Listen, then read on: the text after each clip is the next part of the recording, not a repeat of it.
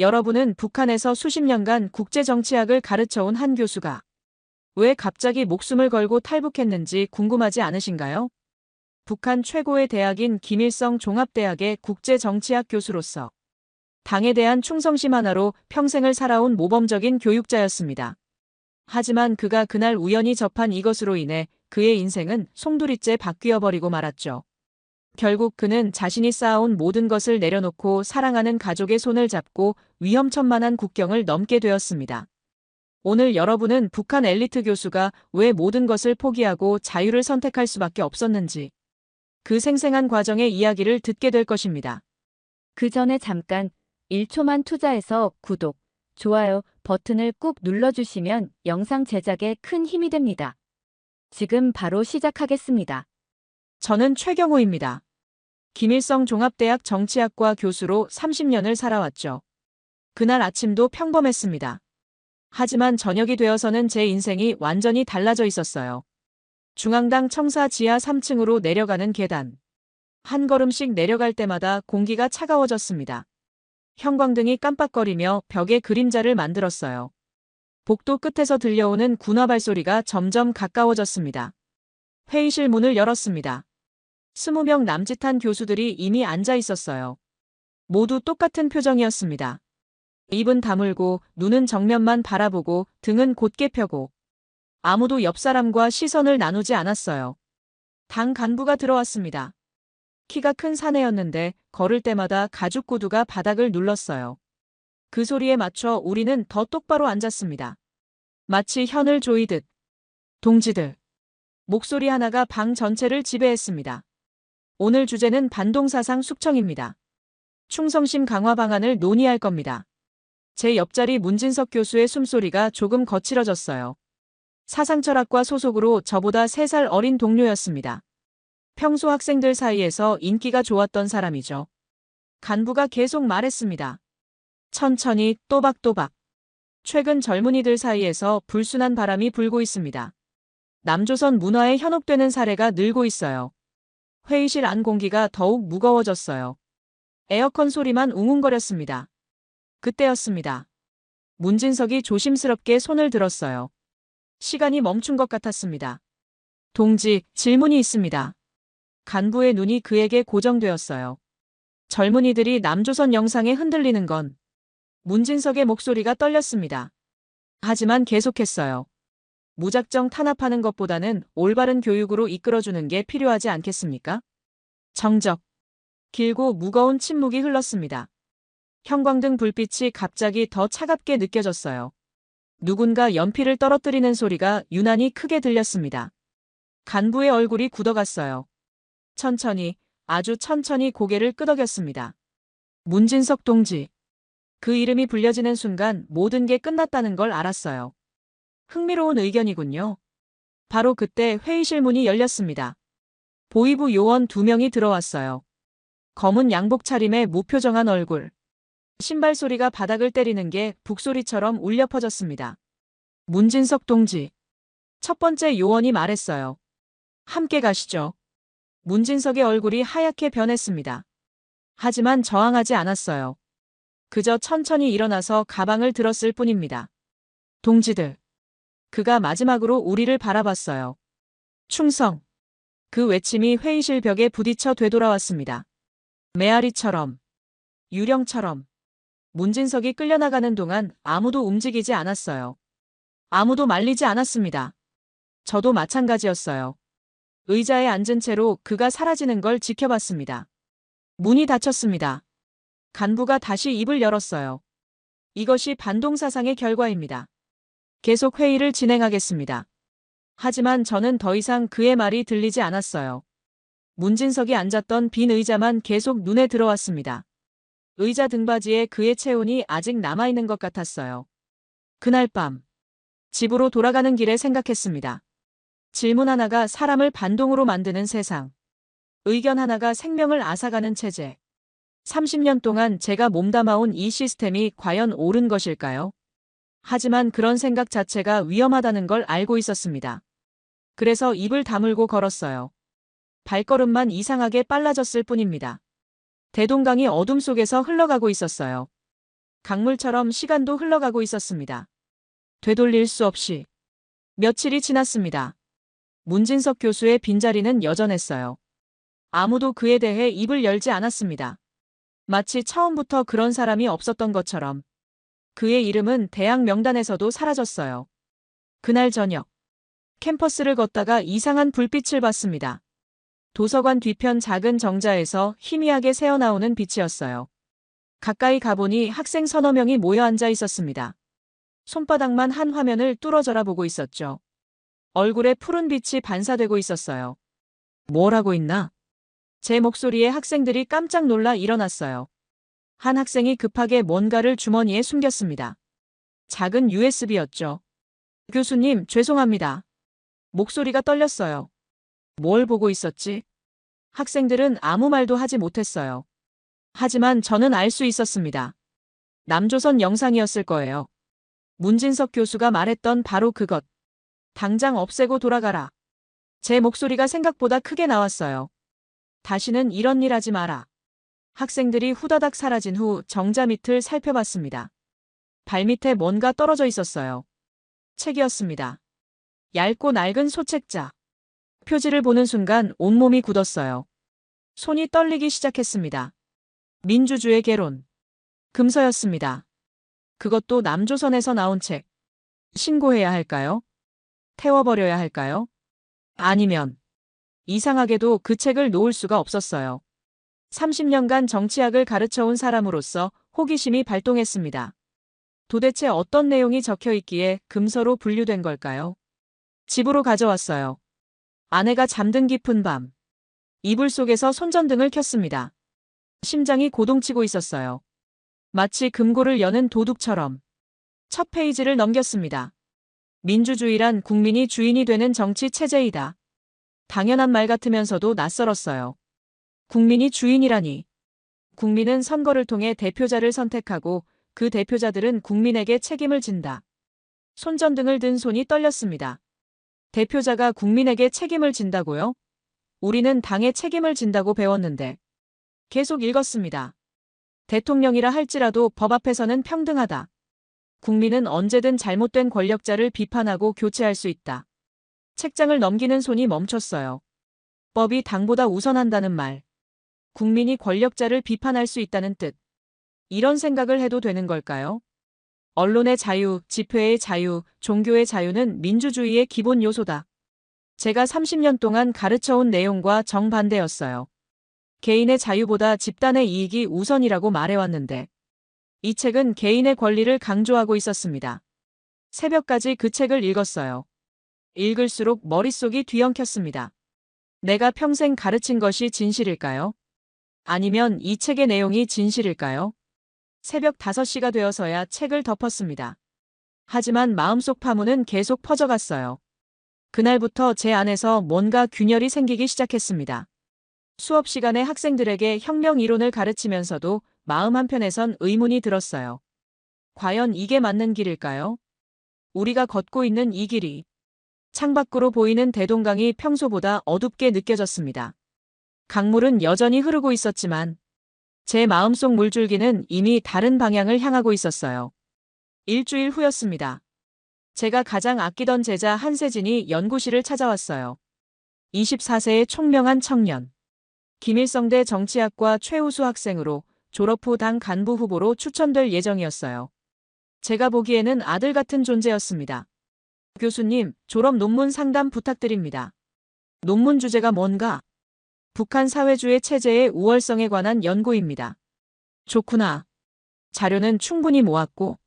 네, 하지만. 세진이 잠시 망설였어요. 남조선 체제와 비교 분석 부분에서 막혔습니다. 객관적 자료가 부족해서요. 그때 연구실 문을 두드리는 소리가 들렸어요. 다른 교수가 급한 용무로 저를 찾는다고 했습니다. 세진아, 잠깐만 기다려라. 연구실을 나서는 순간 평생 저지르지 않을 실수를 했어요. 그 책을 책상 위에 그대로 놓고 나간 겁니다. 민주주의 개론을. 20분 후 돌아왔을 때 세진이 복잡한 표정으로 서 있었어요. 교수님, 이 책은? 그의 눈이 달라져 있었습니다. 호기심과 의문이 섞인 표정. 무언가를 깨달은 사람의 눈빛이었어요. 그건 변명할 틈도 없었습니다. 세진이 이미 읽어본 게 분명했어요. 교수님, 저도 읽어봐도 될까요? 안 된다. 너무 큰 소리였습니다. 세진이 놀란 눈으로 저를 쳐다봤어요. 그냥 위험한 책이니까 건드리지 마라. 알겠습니다. 하지만 이미 늦었어요. 호기심이라는 씨앗은 뿌려졌으니까. 그날 오후 세진이 돌아간 후 책상을 확인했습니다. 책이 없어졌어요. 가슴이 철렁 내려앉았습니다. 설마 가져갔을까요? 이틀 후 제 예감이 현실이 되었습니다. 캠퍼스 중앙 복도에서였어요. 점심시간이라 학생들이 북적거리고 있었는데 갑자기 소란이 일었습니다. 보이부 요원 3명이 한세진을 양쪽에서 끌고 가고 있었어요. 놓아주세요. 세진의 목소리가 복도 전체에 울려 퍼졌습니다. 저는 아무것도 하지 않았습니다. 다른 학생들은 모두 벽에 바싹 붙어서 바라만 보고 있었어요. 아무도 나서지 않았습니다. 저도 그중 한 명이었어요. 아무것도 할 수 없었습니다. 세진이 제 앞을 지나가는 순간 우리 눈이 마주쳤습니다. 그 눈빛을 잊을 수가 없어요. 믿음과 배신이 뒤섞인 표정. 이해와 원망이 공존하는 시선. 왜 도와주지 않느냐는 눈빛.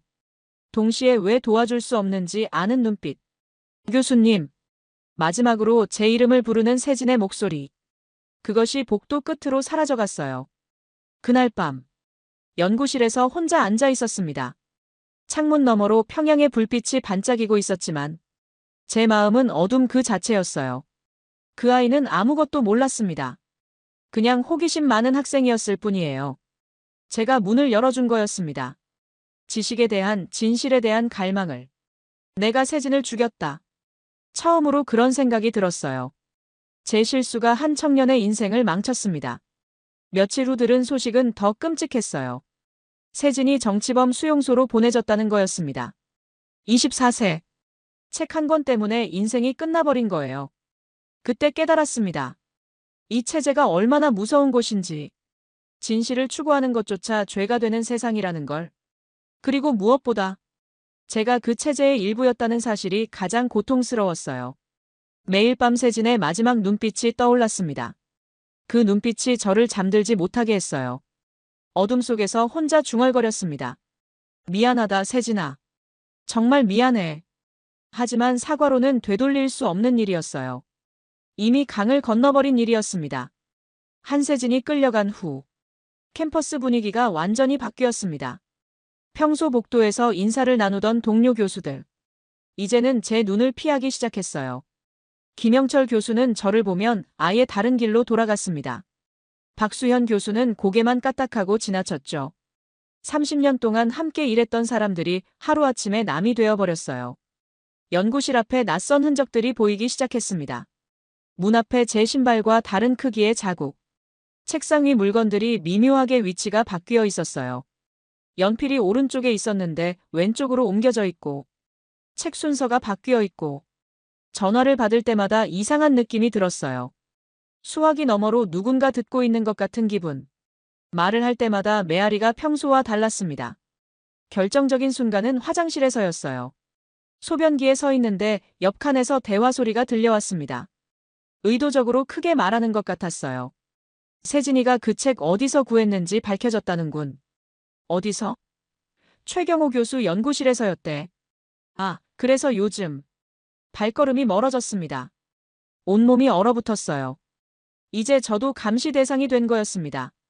언제 체포될지 모르는 상황. 그날 밤 집에 돌아와서 처음으로 아내에게 모든 걸 털어놨습니다. 서인숙. 제 아내는 중앙병원에서 15년간 간호사로 일한 현실적인 여자였어요. 어린 시절 아버지를 일찍 여의고 어머니 혼자 키워서 그런지 생존에 대한 감각이 남달랐습니다. 여보, 실은. 부엌 식탁에 앉아 이야기를 시작했습니다. 금서를 발견한 것부터 세진이 체포된 것까지. 아내는 말없이 듣고 있었어요. 찻잔을 든 손이 살짝 떨리는 게 보였지만 표정은 침착했습니다. 지금 어떤 상황인지 알겠어? 네. 보이부에서 언제 들이닥칠지 모른다는 뜻이야. 긴 침묵이 흘렀습니다. 부엌 시계 초침 소리만 똑딱거렸어요. 아내가 조용히 입을 열었습니다. 여보. 목소리가 평소보다 낮았어요. 지금이 마지막 기회일지도 몰라. 아이들도, 우리도, 여기선 안 돼. 그 말을 듣는 순간, 모든 게 확실해졌어요. 더 이상 이곳에서 살 수 없다는 걸 깨달았습니다. 아니, 살아남을 수 없다는 걸. 탈북을 해야겠어. 위험해요. 여기 있는 것도 위험해. 민준이는 17세, 하은이는 13세. 아직 어린 나이에 아버지 때문에 인생이 망가질 수는 없었어요. 연좌제라는 무서운 말이 머릿속을 스쳤습니다. 어떻게 할 건데? 방법을 찾아보자. 다음 날부터 조심스럽게 알아보기 시작했습니다. 평소 친하게 지내던 조선족 상인들과 접촉했어요. 마침내 유동팔이라는 사람을 만났습니다. 중국 지린성에서 온 조선족. 겉보기엔 거친 사람이었지만 눈빛만은 따뜻했어요. 어린 시절 가족과 헤어진 아픔을 간직하고 있다고 했습니다. 그래서 이런 일을 한다고. 돈이 아니라 마음으로 한다고. 교수님, 위험한 일이에요. 알고 있습니다. 한번 출발하면 되돌아올 수 없어요. 괜찮습니다. 가족 전체가요? 네. 유동팔이 한참 저를 바라보더니 천천히 고개를 끄덕였어요. 일주일 후 연락드릴게요. 그때까지 평소처럼 지내세요. 그 일주일이 1년처럼 길었어요. 매일 밤 보이부가 들이닥칠까봐 잠을 설쳤습니다. 문 밖에서 발소리만 들려도 심장이 뛰었어요. 아이들에게는 아무 말도 하지 않았어요. 다만 곧 여행을 떠날 수도 있다고만 했습니다. 어디로요, 아빠? 하은이가 호기심 어린 눈으로 물었어요. 아주 먼 곳으로. 그때는 몰랐습니다. 그 여행이 우리 인생을 완전히 바꿀 거라는 걸. 그리고 다시는 이곳으로 돌아올 수 없을 거라는 걸. 유동팔에 연락이 왔습니다. 내일 새벽 3시 대성산 입구에서 만나세요. 드디어 떠날 때가 된 거였어요. 짐은 최소한으로 챙겼습니다. 옷가지 몇 벌과 현금 조금. 아이들이 아끼던 교과서 몇 권. 가족사진 한 장. 그것이 52년 인생의 전부였어요. 새벽 2시 30분. 조용히 문을 닫았습니다. 평양의 거리는 숨을 죽이고 있었습니다. 가로등 불빛만 멀찌감치 따라오고 있었죠. 마치 작별 인사를 하듯. 유동팔이 낡은 트럭을 가져왔어요. 뒤쪽에 감자포대가 산더미처럼 쌓여 있었습니다. 이 사이에 숨어야 해요. 가족 4명이 감자포대 사이로 들어갔습니다. 숨이 막힐 것 같았어요. 감자 냄새와 흙 냄새가 코를 찔렀습니다. 하은이가 무서워서 울먹였어요. 엄마, 무서워요. 쉿. 아내가 하은이를 꼭 안고 속삭였어요. 우린 지금 돌이야. 돌은 소리를 내지 않아. 트럭이 출발했습니다. 울퉁불퉁한 길을 달릴 때마다 몸이 튕겨 올랐어요. 감자들이 우리 몸 위로 굴러떨어졌습니다. 1시간쯤 지났을까요? 갑자기 트럭이 멈췄어요. 검문소였습니다. 병사들의 발소리가 가까워졌어요. 쿵쾅거리는 군화 소리. 마치 제 심장 박동과 같은 리듬이었습니다. 뭘 싣고 가십니까? 감자요. 해산으로 가는 길입니다. 뒤쪽 좀 보겠습니다. 그 순간 시간이 멈췄어요. 손전등 불빛이 포대 사이로 스며들기 시작했습니다. 천천히, 아주 천천히. 우리가 숨어 있는 곳으로. 숨을 죽였습니다. 하은이가 또 울먹이려고 하자 아내가 손으로 입을 막았어요. 빛이 제 얼굴 바로 위를 지나갔습니다. 심장이 터질 것 같았어요. 귀에서는 혈관이 뛰는 소리가 들렸습니다. 별거 없네요. 가세요. 고생하세요. 트럭이 다시 출발했을 때 온 가족이 동시에 긴 숨을 내쉬었어요. 2시간을 더 달려서 압록강에 도착했습니다. 강가는 어둠에 잠겨 있었어요. 물이 흐르는 소리만 들렸습니다. 차갑고 무거운 소리. 작은 보트가 기다리고 있었어요. 조심해서 타세요. 소리내면 안 됩니다. 보트에 몸을 맡기는 순간 정말로 북한을 떠나는 거구나 싶었어요. 강 중앙쯤 왔을 때였습니다. 중국 쪽에서 손전등이 번쩍 켜졌어요. 강물을 훑기 시작했습니다. 엎드려요. 모두 배 바닥에 엎드렸습니다. 찬 강물이 옷을 적셨어요. 하은이가 떨고 있었습니다. 민준이는 입술을 깨물며 소리를 참고 있었어요. 손전등 빛이 이쪽 저쪽을 비췄습니다. 발각되면 끝. 북한으로 송환되거나 강에서 죽을 수도 있었죠. 몇 분이 지났을까요? 빛이 꺼졌습니다. 됐어요. 일어나세요. 중국 땅에 발을 디딘 순간 새로운 세계에 온 느낌이었어요. 하지만 안도하기엔 이른 일이었습니다. 낡은 창고로 안내되었어요. 하룻밤을 여기서 보내야 한다고 했습니다. 콘크리트 바닥과 녹슨 철문. 감옥 같은 곳이었어요. 다음 날 아침, 새로운 사람이 나타났습니다. 리춘하이. 자신을 브로커라고 소개한 중년 남자였어요. 중국어와 조선어를 섞어가며 말했습니다. 웃고 있었지만 눈빛만은 차가웠어요. 안녕하세요, 교수님 가족. 그가 우리 신상을 다 알고 있다는 게 놀라웠어요. 그리고 무서웠습니다. 남한까지 안전하게 보내드릴게요. 대신 비용이 필요하죠. 얼마예요? 가족 4명. 2만 달러면 됩니다. 제가 가진 돈의 2배였어요. 그 돈이 없는데요. 리춘하이의 미소가 더욱 깊어졌습니다. 하이에나가 먹이를 보는 것 같은 웃음. 그럼 다른 방법을 찾아야죠. 그의 시선이 아내와 하은이에게로 향했어요. 끈적한 눈빛. 온몸에 소름이 돋았습니다. 아니면 일부는 다른 방식으로 갚을 수도 있고요. 입 조심하세요. 제가 벌떡 일어섰어요. 아, 오해 마세요. 그냥 일을 해서 갚으면 된다는 뜻이에요. 하지만 그놈의 눈빛은 여전히 불쾌했습니다. 가족을 상품으로 보는 시선이었어요. 다른 방법을 찾겠습니다. 생각해보세요. 시간이 많지 않아요. 여기 있으면 중국 공안에 잡힐 수도 있거든요. 리춘하이가 나간 후 가족 회의를 했습니다. 결론은 하나였어요. 여기서 벗어나야 한다는 것. 그날 밤, 창고를 빠져나왔습니다. 추위와 배고픔을 견디며 베이징을 향해 걸었어요. 기차역에서는 숨어야 했고, 검문을 피해 산길로 돌아가야 했습니다. 민준이가 동생을 업고 걸었어요. 하은이는 아프다는 소리 한마디 하지 않았습니다. 아내는 제일 무거운 짐을 들었어요. 우리는 살아남고 있었습니다. 하루하루를. 진짜 여행은 이제부터 시작이었어요. 자유를 향한 진정한 모험이. 베이징에서 태국까지의 여정. 그것은 또 다른 지옥이었습니다. 기차 화물칸에 숨어서, 트럭 짐칸에서 떨며, 걸어서, 또 걸어서, 중국 공안에 붙잡힐 뻔한 적이 몇 번, 브로커들의 협박도 몇 번, 가족이 뿔뿔이 흩어질 뻔한 위기도 있었어요. 태국에 도착했을 때, 우리는 반죽음 상태였습니다. 의도적으로 태국 경찰에게 붙잡혔어요. 그래야 한국으로 갈 수 있다고 들었거든요. 아이러니했습니다. 체포되는 게 희망인 상황이. 수용소에서 몇 주를 기다렸습니다. 콘크리트 바닥에서 자고 밥 한 그릇으로 하루를 버텼어요. 하은이가 계속 물었습니다. 아빠, 언제 집에 가요? 조금만 더 참자. 제 목소리가 떨렸어요. 우리 진짜 집에 거의 다 왔어. 그때는 확신이 없었어요.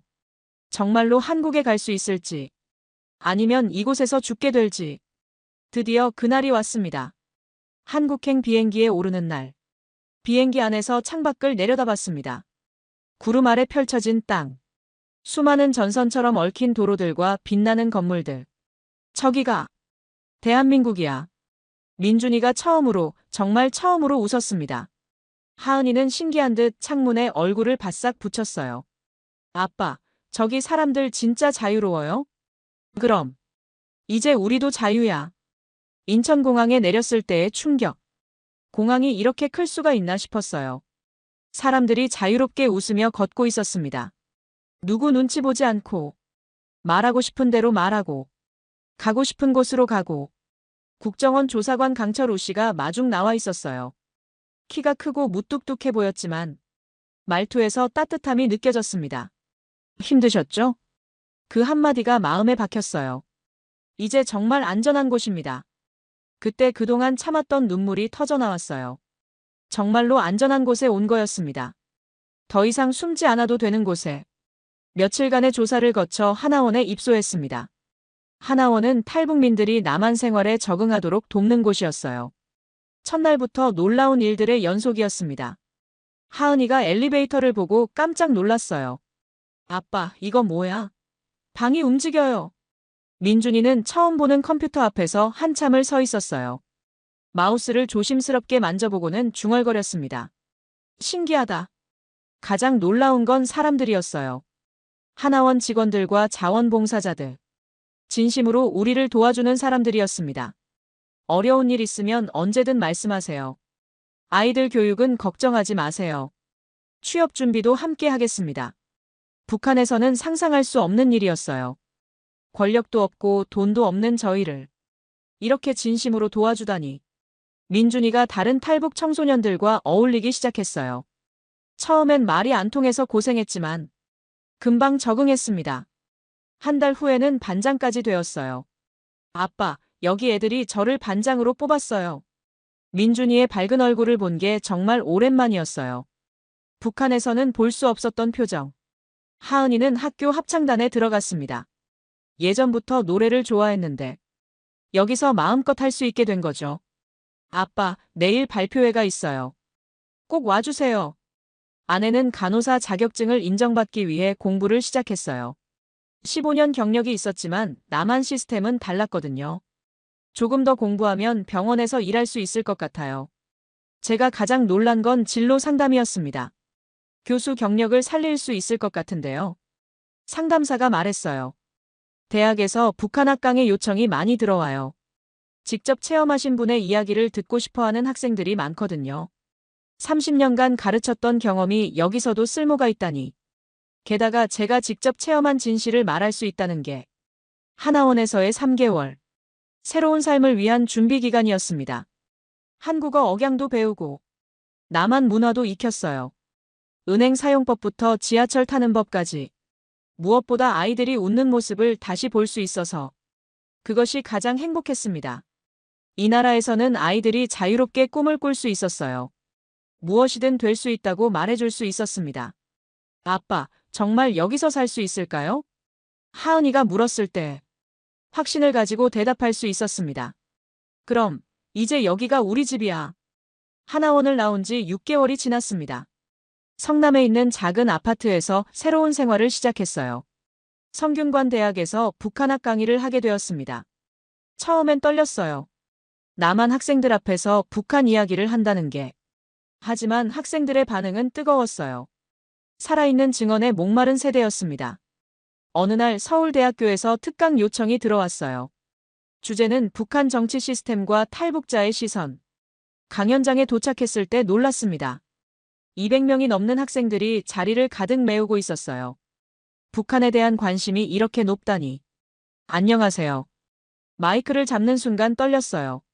저는 최경호입니다. 30년간 김일성 대학에서 정치학을 가르쳤습니다.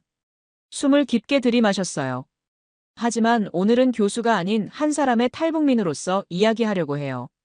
1시간 동안 제 경험을 솔직하게 털어놨습니다. 문진석 교수의 체포, 금서와의 만남, 세진이의 희생까지. 학생들이 숨죽이며 들었어요. 중간중간 탄식 소리도 들렸습니다. 어떤 학생은 울고 있었어요. 강연이 끝나고 Q&A 시간. 여러 질문이 나왔는데 첫 번째 줄에 앉은 한 청년이 손을 들었습니다. 그 순간 세상이 멈춘 것 같았어요. 한세진이었습니다. 24세 때와 똑같은 얼굴. 아니, 조금 더 성숙해진 모습이었지만 틀림없이 세진이었어요. 교수님. 그가 일어서서 말했어요. 저는 한세진입니다. 김일성 대학교 정치학과 출신이에요. 강연장이 조용해졌습니다. 200명의 시선이 우리에게 집중되었어요. 제 심장이 쿵쾅거렸습니다. 교수님께 질문이 있습니다. 세진의 목소리가 떨렸지만 또렷했어요. 왜 탈북을 결심하셨나요? 그 질문을 듣는 순간 모든 기억이 되살아났습니다. 연구실에서의 마지막 만남. 그가 끌려가던 그날. 제가 아무것도 하지 못했던 그 순간들. 세진아. 마이크를 통해 나온 제 목소리가 강연장에 울려 퍼졌어요. 교수님도 저를 기억하세요? 물론이지. 어떻게 잊을 수 있겠냐? 눈물이 났어요. 강연장에 있던 학생들도 무슨 일인지 알아챘는지 조용히 지켜보고 있었습니다. 세진아, 미안하다. 제가 단상에서 내려가며 말했어요. 정말 미안해. 교수님. 세진이도 제게로 걸어왔습니다.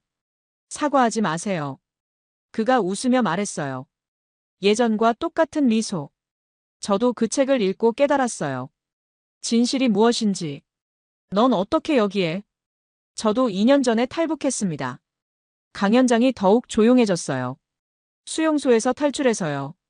모든 사람이 우리 대화에 집중하고 있었습니다. 그때 교수님이 보여주신 그 책 덕분에 제 인생이 바뀌었어요. 세진이 계속 말했어요. 감옥에 있으면서도 계속 생각했거든요. 진짜 자유가 뭔지. 제가 세진에게 다가가서 어깨를 잡았어요. 정말 미안했다, 세진아. 내가 너를 위험에 빠뜨렸어. 아니에요, 교수님. 세진이 고개를 저었어요. 교수님이 저에게 진실을 보여주셨어요. 우리가 껴안는 순간 강연장에서 박수가 터져나왔습니다. 학생들이 일어서서 박수를 쳤어요. 뜨거운 박수였습니다. 내가 그날 당신을 배신한 게 아니야. 제가 세진의 어깨를 잡고 말했어요. 내가 나 자신을 배신한 거였어. 하지만 그 배신이 우리 모두를 여기까지 데려온 거야. 세진이 고개를 끄덕였어요. 교수님, 이제 우리 진짜 교육을 할 수 있어요. 자유로운 생각을 가르칠 수 있어요. 그날 밤 세진과 오랜 시간 이야기했어요. 수용소에서의 끔찍한 경험, 탈북 과정의 위험들. 하지만 무엇보다 자유에 대한 갈망이 우리를 살게 했다는 것. 교수님, 감사해요.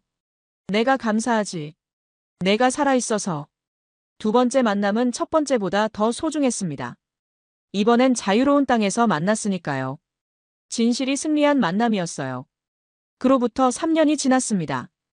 우리 가족은 완전히 새로운 사람이 되었어요. 성균관 대학교에서 북한학과 통일학을 가르치고 있습니다. 학생들이 북한 실상을 이해하는데 제 경험이 도움이 되고 있어요. 교수님, 통일이 정말 가능할까요? 어느 학생이 물었을 때 확신을 가지고 대답했습니다. 가능해요. 진실은 결국 승리하거든요. 아내 인숙이는 서울 아산병원 중환자실에서 일하고 있어요. 15년간 쌓은 경력을 인정받아 수간호사가 되었습니다. 환자들을 살리는 일. 그것이 그녀가 가장 보람을 느끼는 순간이에요. 여보, 오늘도 환자 한 분이 고맙다고 하시더라고요. 당연하지. 당신이 최고의 간호사잖아. 민준이는 연세대 정치외교학과에 입학했어요. 통일부에서 일하고 싶다고 해요. 북한 사람들을 도와주고 싶다고. 아빠, 저도 아빠처럼 북한 사람들을 도와주고 싶어요. 하나원에서 시작된 리더십이 꽃을 피우고 있었어요. 하은이는 예원학교에 다니며 성악을 전공하고 있어요. 하나원 합창단에서 시작한 꿈이 현실이 되고 있었습니다. 아빠, 다음 달 발표회에서 아리랑을 부를 거예요. 남북 통일을 기원하는 의미로요. 세진이는 서울대 대학원에서 북한 정치학을 연구하고 있어요. 가끔 제 강의에 조교로 참여하기도 해요. 교수님, 제가 논문 주제를 북한 지식인의 사상 변화 과정으로 정했어요. 좋은 주제다. 직접 경험한 사람이 쓰는 논문이니까 더 의미가 있을 거야. 어느 토요일 오후, 온 가족이 남산에 올라갔어요. 서울 시내가 한눈에 보이는 곳에서. 아빠, 우리가 정말 여기까지 온 거예요? 하은이가 물었어요. 그럼 우리가 해낸 거야. 힘들었지만 후회하지 않아요. 민준이가 말했어요. 나도 마찬가지야. 제가 대답했어요. 비록 많은 걸 잃었지만 더 소중한 걸 얻었어. 무엇보다 자유를 얻었어요. 생각의 자유, 말의 자유, 선택의 자유.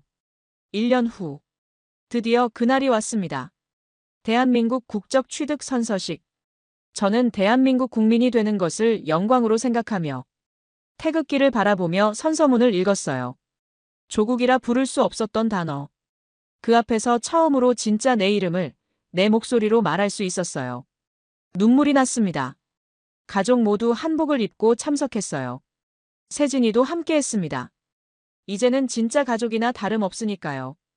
교수님, 우리가 해냈어요. 그래, 우리가 해냈어. 5년이 더 지났습니다. 제가 쓴 회고록 강을 넘은 철학자가 베스트셀러가 되었어요. 많은 사람들이 북한 실상을 이해하게 되었다고 했습니다. 중국어와 영어로도 번역되어 전 세계 사람들이 읽고 있어요. 자유의 소중함을 깨닫게 해주는 책이라고 평가받고 있습니다. 민준이는 통일부 공무원이 되었어요. 하은이는 국립오페라단에 입단했습니다. 세진이는 박사학위를 받고 대학 교수가 되었어요. 교수님, 제가 이제 진짜 교수가 됐어요. 그래, 내가 꿈꿔왔던 일이잖아. 어느 가을 저녁, 온 가족과 세진이가 모여 저녁을 먹었어요. 창밖으로 한강이 보였습니다. 평양에서 보던 대동강과는 다른 강이었어요. 더 넓고 더 자유롭게 흐르는 강. 여보, 후회해 본 적 있어요? 아내가 물었어요. 전혀. 당신은? 저도요. 아이들이 이렇게 잘 자라줘서 고마워요. 민준이와 하은이가 웃으며 말했어요. 우리도 아빠, 엄마 덕분에 꿈을 이룰 수 있었어요. 세진이가 덧붙였어요. 교수님, 우리가 진짜 승리한 거예요. 그렇습니다. 우리는 승리했어요. 진실이 거짓을 이겼고, 자유가 억압을 이겼고, 사랑이 증오를 이겼습니다.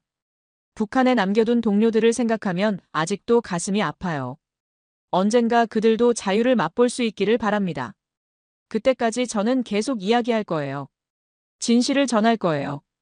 강을 넘는다는 것. 그것은 단순히 국경을 넘는 게 아니었어요. 진실을 향해 걸어가는 것이었습니다. 자유를 향해 나아가는 것이었어요. 그 강을 넘은 모든 분들께 말씀드리고 싶어요.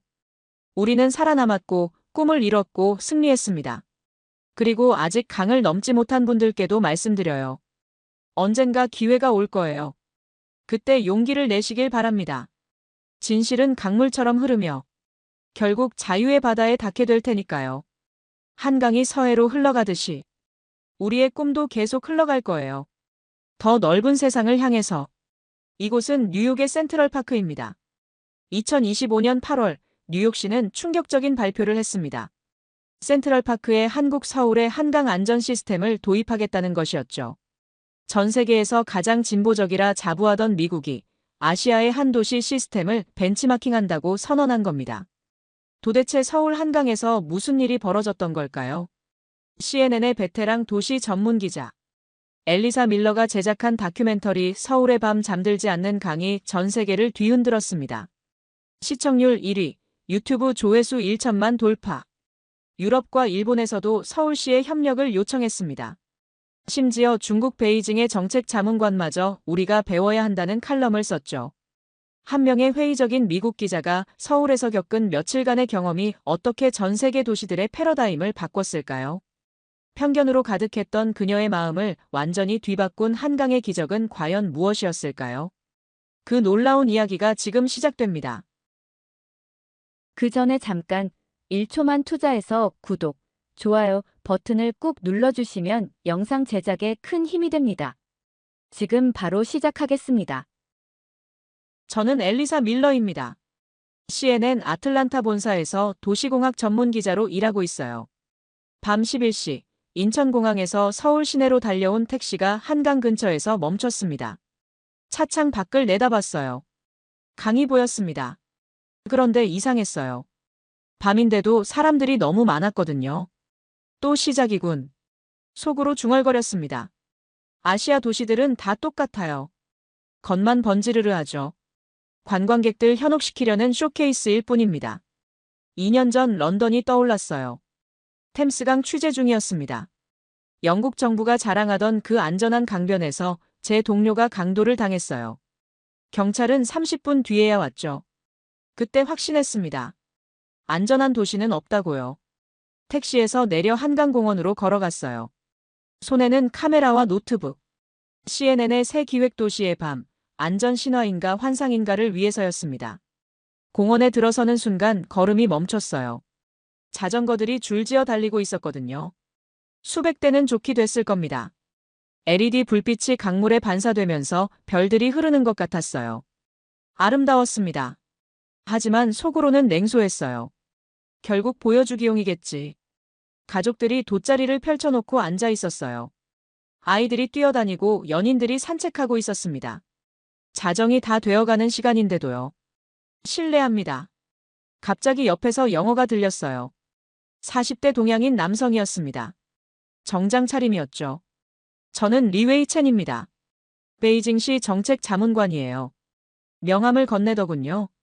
CNN의 엘리사 밀러입니다. 아, 그 유명한 도시 전문 기자시군요. 리웨이가 한강을 가리키며 비웃었어요. 이 강 보세요. 우리 장강에 비하면 개울 수준이죠. 한국은 포장만 잘해요. 속은 비어 있을 겁니다. 제 생각과 똑같았어요. 안녕하세요.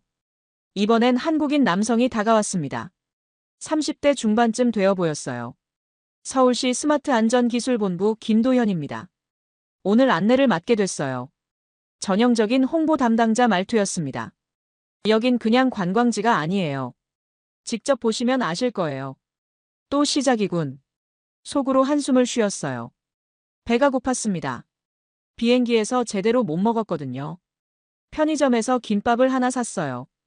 벤치에 앉으려는데 할머니 한 분이 계셨습니다. 70세쯤 되어 보였어요. 컵라면을 드시고 계시더군요. 김밥을 뜯어보니 젓가락이 없었어요. 어쩔 줄 몰라 하고 있는데 할머니가 웃으며 젓가락을 건네주셨습니다. 감사해요. 영어로 말하니 할머니가 고개를 끄덕이셨어요. 정말 신기했어요. 자정인데도 사람들이 계속 지나다녔거든요. 조깅하는 사람들, 산책하는 연인들이 끊이지 않았습니다. 도현이 강 건너편을 가리켰어요. 저기 보이는 게 서울 스카이라인이에요. 그런데 중요한 건 저 불빛들이 아니에요. 그럼 뭐가 중요한데요? 저 불빛 아래 사는 사람들이죠. 이 시간에도 안전하게 걸을 수 있다는 게 진짜 중요한 거예요. 리웨이가 비웃었습니다. 안전이라고요? 겉보기만 그렇겠죠. 진짜 사고가 나면 어떨지 모르는데요. 할머니가 조용히 말씀하셨어요. 강은 그냥 흐르는 게 아니에요. 사람을 이어주죠. 무슨 뜻인지 모르겠어서 취재 노트에 적었습니다. 감정적 미사여구. 하지만 마음 한편이 흔들렸어요. 김밥을 한 입 베어 물며 생각했습니다. 정말 안전한 걸까요? 아니면 또 다른 가짜일까요? 런던에서의 그 밤이 떠올랐어요. 동료의 비명소리. 늦게 온 경찰. 말도 안 돼. 속으로 단호하게 중얼거렸습니다. 안전한 도시는 없어요. 특히 아시아 도시들은 더더욱요. 그런데 그 순간이었습니다. 다리 위에서 누군가의 울음소리가 들려왔어요. 다리 위 울음소리는 곧 잦아들었습니다. 누군가 도움을 받은 것 같았어요. 하지만 제 마음은 여전히 의심스러웠습니다. 다음 날 저녁, 도현이 제안했어요. 오늘은 좀 더 자연스러운 한강을 보여드릴게요. 편의점 라면 사서 강가에서 드셔보세요. 라면이요? 도시 안전을 평가하러 왔는데 라면이라니. 리웨이가 즉시 비웃었어요. 외국 기자까지 한국 길거리 음식 마케팅에 끌려 들어가는군요. 값싼 홍보 수단이죠. 하지만 취재를 위해서라면 뭐든 해야죠. 편의점에서 컵라면을 샀습니다. 뜨거운 물을 부어 강가 벤치에 앉았어요. 어제 젓가락을 주셨던 할머니가 또 계셨습니다. 역시 라면을 드시고 계시더군요. 또 만났네요. 할머니가 웃으며 말씀하셨어요. 라면을 후후 불며 한 젓가락 먹어봤습니다. 이상했어요. 평범한 컵라면인데 맛이 달랐거든요. 강바람 때문일까요? 라면은 혼자 먹으면 짜요. 같이 먹으면 맛있어요. 할머니 말씀이었습니다. 왠지 무슨 뜻인지 알 것 같았어요. 도현이 옆에 앉으며 설명했습니다. 한국 사람들에게 라면은 그냥 음식이 아니에요. 소통의 도구죠. 소통의 도구요? 밤늦게 라면 끓여 먹으면서 하루 이야기를 나누거든요. 가족끼리, 친구끼리, 때로는 처음 만난 사람과도요. 무전기에서 소리가 났습니다. 도현이 봤더니 표정이 진지해졌어요. 구조용 드론 시연 보여드릴게요. 갑자기요? 정기 점검이에요. 실제 상황은 아니고요. 강 위로 드론이 떠올랐습니다. 그러더니 물 위에 구명 튜브를 정확히 떨어뜨리더군요. 3분도 안 걸렸어요. 와! 감탄사가 나왔습니다. 런던에서 제 동료가 위험에 처했을 때를 떠올렸어요. 그때는 20분이나 걸렸는데 리웨이가 여전히 시큰둥했어요. 쇼일 뿐이죠. 진짜 응급 상황에서는 다를 거예요. 하지만 제가 본 건 달랐습니다. 빨랐어요. 정확했고요. 이 시스템은 어떻게 작동해요? AI가 24시간 강을 모니터링해요. 위험 상황을 감지하면 자동으로 대응팀에 신호를 보냅니다. 도현이 차분하게 설명했어요. 시민들 신고도 즉시 연결돼요. 누구든 위험을 발견하면 앱으로 신고할 수 있거든요. 라면을 다 먹고 나니 기분이 묘했어요. 따뜻했습니다. 강바람이 차가웠는데도 말이에요. 할머니가 일어서며 말씀하셨어요. 강은 흘러도 사람은 기억을 남기지요. 또 무슨 뜻인지 모르겠어서 노트에 적었습니다. 감정적 표현, 객관적 분석 필요. 런던이 다시 떠올랐어요. 템스 강변 재개발 프로젝트. 영국 정부의 화려한 홍보. 그리고 그날 밤 일어난 사건. 여기도 마찬가지일 거야. 속으로 중얼거렸습니다. 하지만 마음 한구석에서는 다른 목소리가 들렸어요. 정말 그럴까? 도현이 빛나면 용기를 치우며 말했습니다. 내일은 한강 불꽃 축제가 있어요. 수십만 명이 몰릴 거예요. 수십만이요? 리웨이가 웃었습니다. 그럼 분명 혼란이 일어날 텐데요. 중국에서는 그 정도 인파는 당국이 엄격하게 통제해야만 합니다. 저도 동감했어요. 수십만 명이 한 곳에 모이면 반드시 사고가 나죠. 런던에서도 그랬으니까요. 두고 보세요. 도현이 자신있게 말했습니다. 그 자신감이 어디서 나오는 걸까요? 집으로 돌아가는 길 계속 생각했어요. 도시 안전을 평가하러 왔는데 라면을 먹고 있다니. 웃겼습니다. 하지만 이상하게도 마음이 편안했어요. 강바람. 사람들의 웃음소리. 할머니의 따뜻한 미소. 취재 노트를 다시 펼쳤습니다. 쇼일 뿐이라고 적어놨던 부분들이 눈에 띄었어요. 정말 다 쇼일까요? 아니면 내일 불꽃축제에서 뭔가 큰일이 벌어질 것 같았어요. 불꽃축제 전날 밤 한강 다리를 건너고 있었습니다. 갑자기 흐느끼는 소리가 들렸어요. 20대 청년이 다리 난간에 매달려 울고 있었습니다. 위험해 보였어요. 저기요. 달려가려던 순간이었습니다. 갑자기 다리 위 LED 조명이 빨갛게 변했어요. 그러더니 스피커에서 부드러운 목소리가 흘러나왔습니다. 괜찮습니다. 도움이 필요하시면 언제든 말씀하세요. 한국어였지만 곧이어 영어로도 나왔어요. 청년이 놀라서 뒤를 돌아봤습니다. 더 놀라운 일이 벌어졌어요. 경찰차 2대가 동시에 나타났습니다. 다리 양쪽 끝에서요. 사이렌 소리도 없이 조용히요. 구급차도 뒤따라왔어요. 3분도 안 걸렸습니다. 이게 뭐죠? 도현에게 물었어요. 마침 그도 현장에 도착했거든요. AI 자살 예방 시스템이에요. 도현이 침착하게 답했습니다. 다리 센서가 위험 상황을 감지하면 자동으로 대응팀에 신호를 보내죠. 센서가 사람 감정을 안다고요? 행동 패턴을 분석해요. 난간에 오래 서 있거나 특정 자세를 취하면 위험 신호로 판단합니다. 리웨이가 당황한 듯 말했어요. 이건 연출 아닌가요? 중국도 이런 시스템 다 있어요. 하지만 목소리에 확신이 없었습니다. 경찰관이 청년에게 다가갔어요. 강압적이지 않았습니다. 친구처럼 옆에 서서 대화를 시작했어요. 힘드시죠? 천천히 말씀해 보세요. 청년이 고개를 끄덕이며 울먹였습니다. 조금씩 난간에서 물러나더군요. 10분 후 청년은 구급차에 타고 병원으로 향했습니다. 강제가 아니라 본인이 동의해서였어요. 저는 그 모든 과정을 지켜보며 충격받았습니다. 제가 뛰어가기 전에 이미 도시가 먼저 반응했거든요. 런던이 떠올랐어요. 2년 전 그날 밤. 제 동료가 위험에 처했을 때 아무도 몰랐어요. 도움도 늦게 왔고요. 하지만 여기서는 달랐습니다. 한 사람의 위기를 도시 전체가 감지하고 대응했어요. 할머니가 멀리서 조용히 지켜보고 계셨어요. 두 손을 모으고 기도하는 것 같았습니다. 서울은 사람을 지킨다더니 정말이네요. 할머니가 중얼거리셨어요. 도현이 설명했습니다. 이 시스템은 작년에 도입됐어요. 한강 전체에 설치돼 있죠. 효과가 있나요? 자살률이 40% 감소했어요. 더 중요한 건 실제로 생명을 구했다는 거죠. 리웨이가 여전히 의심스러워했어요. 개인정보는 어때요? 시민들이 항상 감시당하는 기분일 텐데요. CCTV는 얼굴을 인식하지 않아요. 행동 패턴만 분석하죠. 위급 상황에만 작동해요. 제 취재 노트에 적었습니다. 기술과 인간의 결합. 쇼일 뿐이라고 적으려던 손이 멈췄어요. 내가 뛰어들기 전에 도시가 먼저 반응했다. 속으로 중얼거렸습니다. 할머니가 다가오셨어요. 기자님, 차 한잔 하세요. 보온병에서 따뜻한 차를 따라주셨습니다. 생강차 같았어요. 사람이 힘들 때는 혼자가 아니라는 걸 알아야 해요.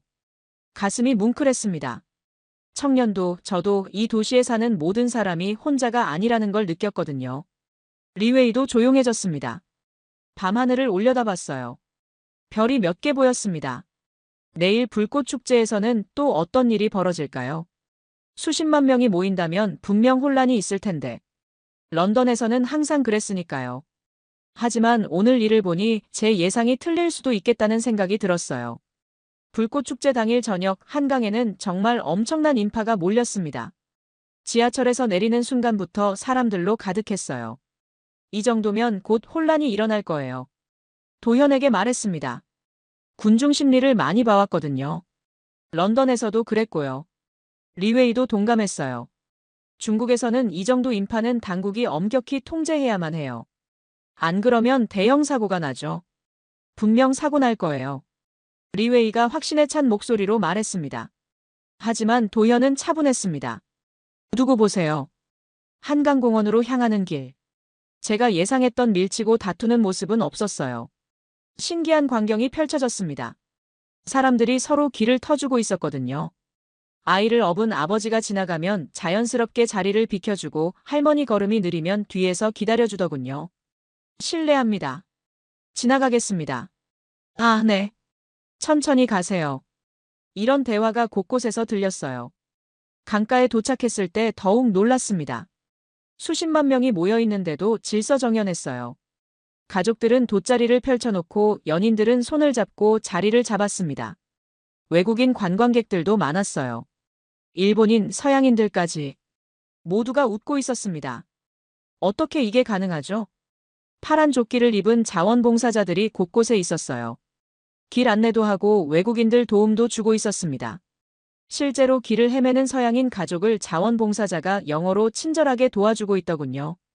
리웨이가 여전히 의심했어요. 지금은 괜찮아 보여도 불꽃이 시작되면 달라질 거예요. 사람들이 앞으로 몰려들 테니까요. 그때였습니다. 아이 한 명이 인파 속에서 넘어졌어요. 위험해. 리웨이가 소리쳤습니다. 하지만 곧바로 주변 사람들이 아이를 일으켜 세웠어요.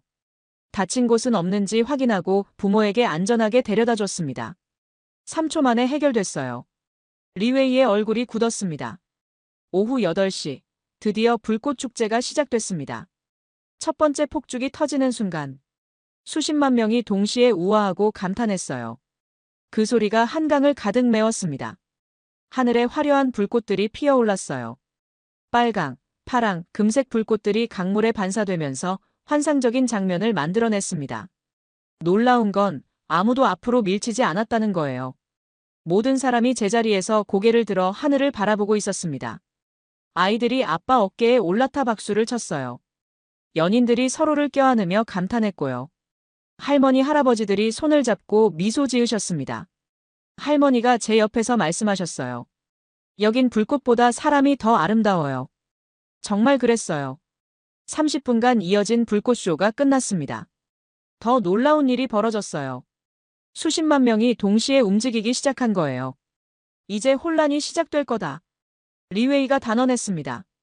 하지만 예상과 달리 모든 사람이 질서정연하게 이동했어요. 지하철역 방향과 버스 정류장 방향으로 자연스럽게 나뉘어 걸어갔습니다. 줄 서세요. 아이 먼저 보내주세요. 천천히 가세요. 급하지 않아요. 이런 말들이 곳곳에서 들렸어요. 저는 그 모습을 보며 입을 다물지 못했습니다. 수십만 명이 이렇게 조용히 질서 있게 움직이는 도시를 처음 봤거든요. 런던에서는 상상도 못할 일이었어요. 리웨이도 놀란 표정이었어요. 이건 어떻게 가능한 거죠? 도현이 웃으며 대답했습니다. 특별한 비결은 없어요. 그냥 서울 사람들이에요.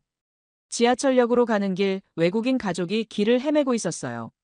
지나가던 한국인 아주머니가 다가가서 영어로 길을 알려주더군요. 정말 고마워요. 외국인이 고마워했고 아주머니는 웃으며 손을 흔들었어요. 그 순간 깨달았습니다. 이건 쇼가 아니었어요. 진짜였습니다. 취재 노트에 적었어요. 수십만이 이렇게 조용히 감탄만 하는 도시, 처음 본다. 런던에서의 기억이 떠올랐어요. 작은 축제에도 혼란이 일어나곤 했는데. 그런데 그때 멀리서 구급차 사이렌 소리가 들렸습니다. 구급차 사이렌은 금세 사라졌습니다. 불꽃축제 인파 때문에 어디선가 작은 사고가 난 모양이었어요. 축제가 끝난 후 늦은 밤 호텔로 돌아가는 길에 한강 자전거 도로를 걸었습니다. 동료 기자 마이클이 조깅을 하고 있었거든요. 마이클은 런던에서 온 프리랜서 기자예요. 저와 함께 이번 취재를 담당하고 있었죠. 엘리사, 이상한 일이 있었어. 마이클이 헉헉거리며 달려왔습니다. 무슨 일이에요? 조깅하는데 뒤에서 계속 따라오는 남자가 있었어. 그림자만 봤는데 뭔가 수상했어. 심장이 뛰기 시작했어요. 2년 전 런던에서의 기억이 떠올랐습니다. 제 동료가 당한 그 사건 말이에요. 지금은 어디 있어요? 모르겠어. 갑자기 사라졌어. 리웨이가 멀리서 이 대화를 듣고 즉시 비웃었어요. 봐요, 내가 뭐라고 했나요? 안전하다는 건 환상일 뿐이라고요. 이제 진짜 모습이 드러나는군요. 제 머릿속이 복잡해졌습니다. 혹시 제가 한강을 너무 좋게 평가한 건 아닐까요? 런던에서의 그 밤이 선명하게 떠올랐어요. 동료의 비명소리. 늦게 온 경찰. 역시 똑같구나. 속으로 중얼거렸습니다. 그런데 그때였습니다. 갑자기 하늘에서 드론이 나타났어요. 뭐죠, 저건? 순찰 드론이에요. 도현이 어디선가 나타나 설명했습니다. CCTV가 수상한 움직임을 포착했나 봐요. 리웨이가 확신에 찬 목소리로 말했습니다. 이번엔 정말 위험한 상황일 거예요. 드론이 나올 정도면 말이죠. 드론이 자전거 도로를 따라 천천히 움직였습니다. 그러더니 벤치 근처에서 멈췄어요. 저기 누가 있나 봐요. 도현이 무전기로 뭔가를 확인했습니다. 네, 맞습니다. 취중인 남성 한 분이 벤치에 쓰러져 계시네요. 3분 후 경찰관 2명이 도착했습니다. 사이렌 소리 없이 조용히 나타났어요. 그들이 확인해보니 정말로 술에 취한 40대 남성이 벤치에서 잠들어 있었습니다. 위험한 사람이 아니었어요. 그냥 취객이었습니다. 취객분이시네요. 집까지 안전하게 모셔다 드릴게요. 경찰관이 친절하게 남성을 깨웠습니다. 마이클이 안도하며 말했어요. 그럼 제가 본 그림자는 저분이었나 보군요. 리웨이의 얼굴이 붉어졌습니다.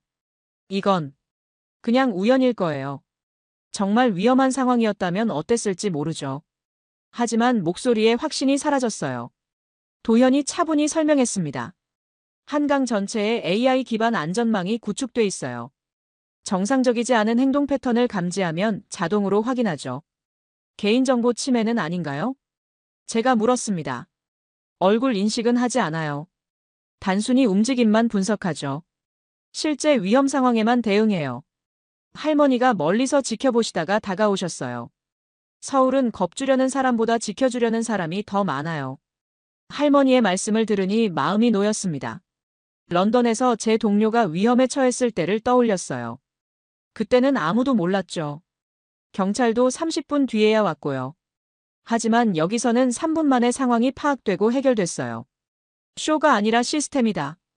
제 취재 노트에 적었습니다. 마이클이 다시 조깅을 시작했어요. 이번에는 안심하고 뛸 수 있었거든요. 리웨이도 조용해졌습니다. 자신의 예측이 틀렸다는 걸 인정하기 싫어하는 것 같았어요. 밤하늘에 드론이 조용히 사라져갔습니다. 마치 보이지 않는 수호천사처럼요.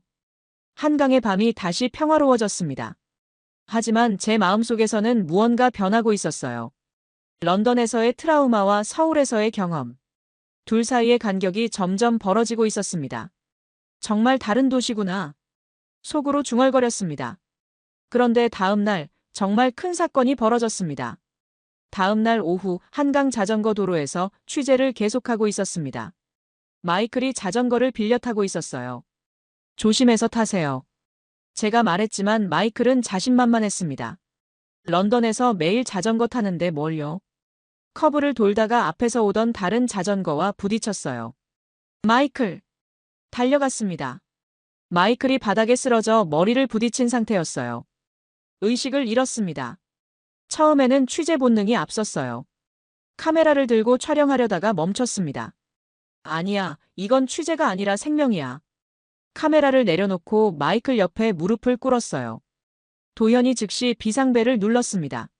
10초도 안 되어 CCTV에서 음성이 나왔어요. 구급 상황이 접수됐습니다. 구급팀이 출동하고 있으니 안전한 곳에서 기다려주세요. 동시에 한강관제센터에서 구급차와 의료진에게 신호가 갔습니다. 5분 안에 도착할 예정입니다. 도현이 말했어요. 하지만 문제가 있었습니다. 마침 오후 6시 러시아워 시간이었거든요. 도로가 완전히 막혀 있었어요. 리웨이가 단언했습니다. 이번엔 늦을 거예요. 저 교통체증 보세요. 구급차가 어떻게 와요? 런던에서는 이런 상황에서 30분도 걸렸어요. 제가 불안해하며 중얼거렸습니다. 런던에서는. 그런데 3분 후 멀리서 구급차 사이렌 소리가 들렸어요. 점점 가까워지고 있었습니다. 벌써요? 리웨이가 놀란 표정이었어요. 그때 정말 놀라운 광경이 펼쳐졌습니다. 구급차가 지나가는 도로의 모든 차량이 일제히 옆으로 비켜서기 시작한 거예요. SUV, 택시, 승용차, 심지어 오토바이까지요. 마치 약속이라도 한 듯이 모든 차들이 동시에 움직였어요. 모세가 홍해를 가른 것처럼 구급차가 지나갈 길이 쫙 열렸습니다. 저게 뭐예요? 숨을 죽이며 물었어요. 생명의 길이에요. 도현이 잔잔하게 대답했습니다. 서울 사람들은 구급차 사이렌이 들리면 무조건 길을 비켜줘요. 법으로 정해진 것도 아니에요. 그냥 서로의 약속이죠. 구급차가 마치 바다를 가르듯 차들 사이를 달려왔어요. 5분도 안 걸렸습니다. 의료진이 내려서 마이크를 즉시 응급처치했어요. 다행히 큰 부상은 아니었지만 정밀 검사를 위해 병원으로 가야 했습니다. 정말 고마워요. 마이클이 의식을 되찾으며 중얼거렸어요. 구급차가 출발할 때도 마찬가지였어요. 모든 차량이 다시 길을 터주었습니다. 리웨이가 그 장면을 보고 얼어붙었어요. 이건 통제된 것도 아닌데 전부가 이렇게 움직이다니. 목소리에 당황이 섞여 있었습니다. 할머니가 멀리서 두 손을 모으고 계셨어요. 서울은 사람 하나 살리려고 다 함께 길을 내줘요. 할머니의 말씀을 듣는 순간 제 눈에 눈물이 맺혔습니다. 2년 전 런던에서 제 동료가 위험에 처했을 때를 떠올렸어요. 그때는 아무도 관심이 없었습니다. 구급차도 교통체증에 막혀 늦게 도착했죠. 하지만 여기서는 달랐어요. 한 사람의 생명을 위해 수백 대의 차가 동시에 움직였습니다. 나는 도시를 취재하러 왔지만 지금은 사람을 보고 있다. 속으로 중얼거렸습니다. 도현이 옆으로 다가왔어요. 이게 서울이에요. 기술도 중요하지만 결국 사람이 사람을 지키는 거죠. 병원에서 연락이 왔습니다.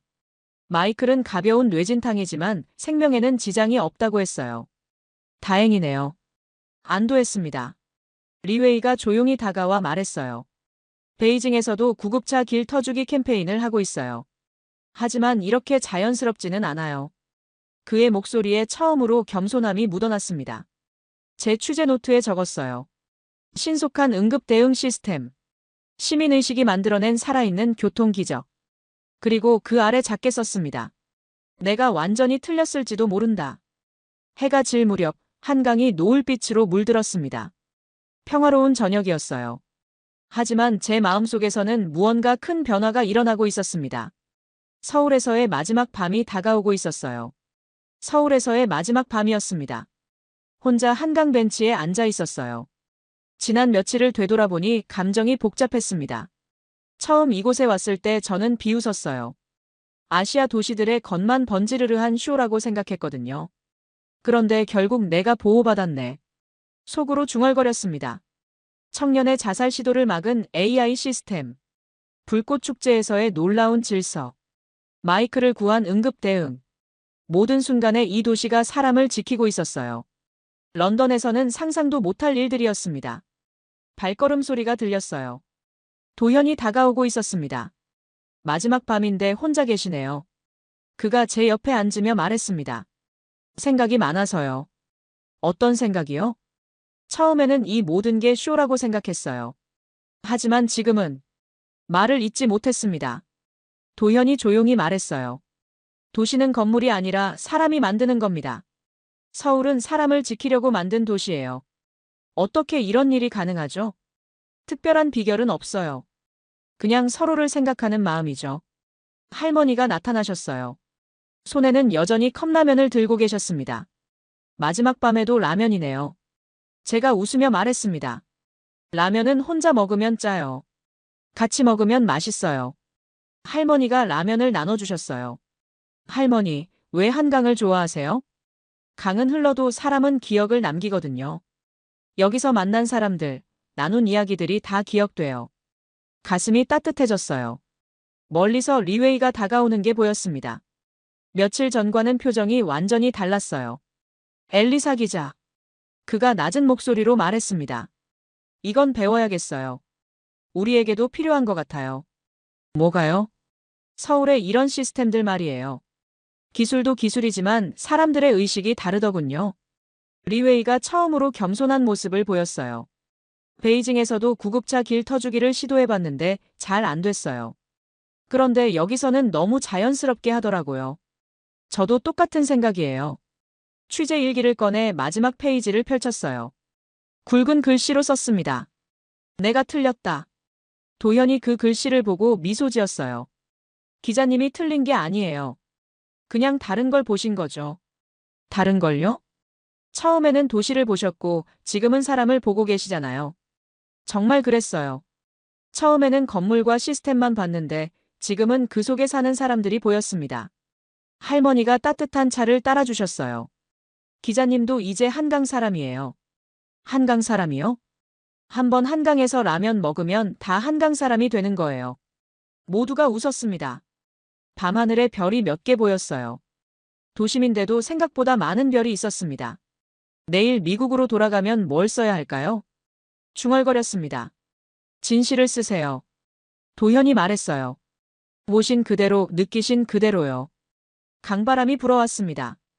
처음 왔을 때는 차갑다고 생각했는데 지금은 따뜻하게 느껴졌어요. 한국에 대한 편견이 많았어요.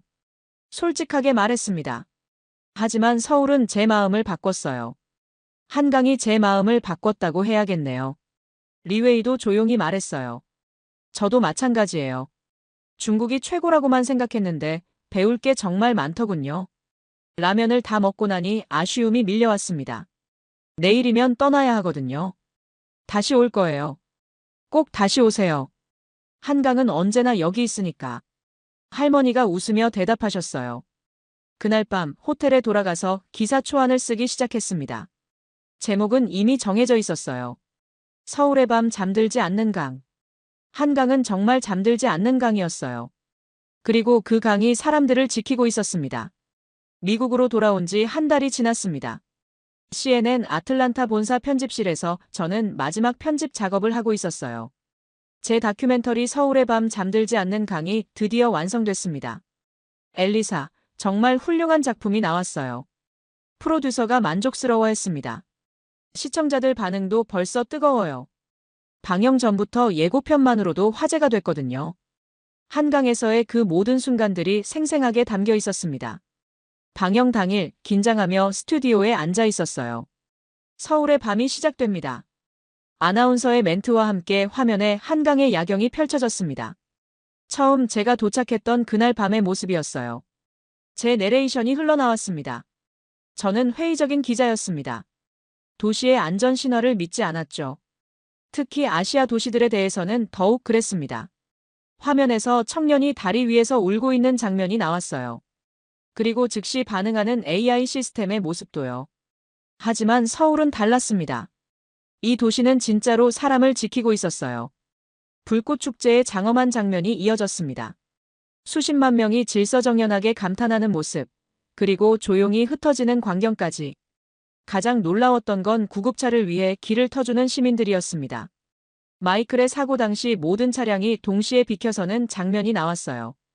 그 순간을 다시 보니 여전히 감동적이었습니다. 화면에 도현의 인터뷰가 나왔어요. 도시는 건물이 아니라 사람이 만드는 겁니다.